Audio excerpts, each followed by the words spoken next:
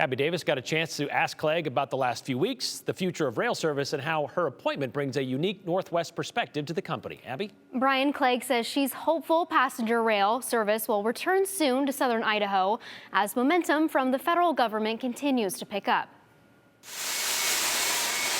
I took the bus a lot and learned to really love it. Yeah, this is a pretty special building. Dedicated to improving public transit in Idaho. How are you doing today? I looked at this community as an adult when I got back here and said, gosh, the people here should have what I had when I was a kid. Valley Regional Transit CEO Elaine Clegg is now taking her passion to a bigger platform.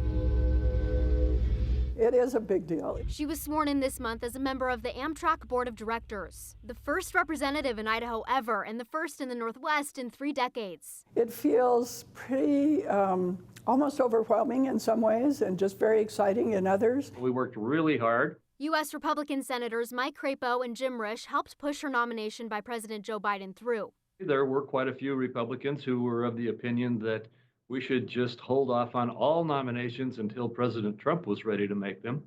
And we got them to make an exception for Elaine. And it's mostly because of her high qualifications and the tremendous amount of work she's done on a bipartisan basis over the years. While Clegg says she's tasked with representing the entire Amtrak system, she'll push hard for passenger rail to return to southern Idaho.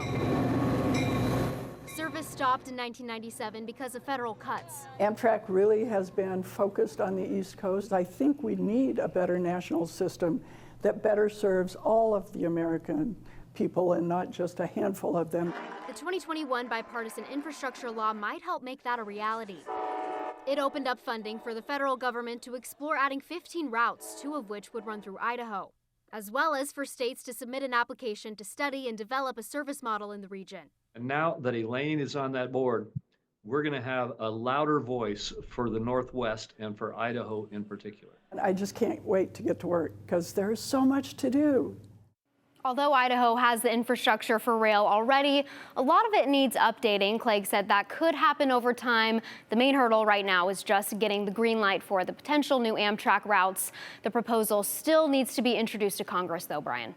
Well, Clegg is still keeping her gig as CEO of Valley Regional Transit, correct? Yeah, she says it will be a lot to juggle, but she's confident that she can do it. So she thinks she can. Yes. Got it. All right, thanks, Abby.